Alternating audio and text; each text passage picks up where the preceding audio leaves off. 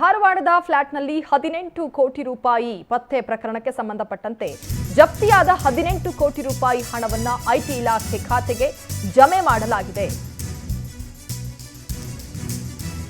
Hubballi ಕೇಶವಾಪುರದ SBI ಶಾಖೆಯಲ್ಲಿ ಹಣ ಜಮೆ ಮಾಡಲಾಗಿದೆ. ಧಾರವಾಡದ ದಾಸನಕೊಪ್ಪ ಸರ್ಕಲ್ ಬಳಿ ನಡೆದಿದ್ದಂತಹ ದಾಳಿ 18 ಕೋಟಿ ರೂಪಾಯಿ ಪತ್ತೆಯಾಗಿತ್ತು.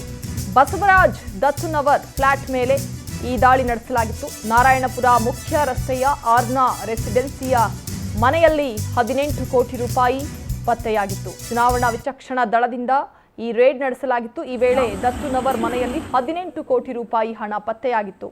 ಈ ಹಣವನ್ನು ಈಗ ಐಟಿ ಇಲಾಖೆ ಖಾತೆಗೆ ಜಮೆ ಮಾಡಲಾಗಿದೆ.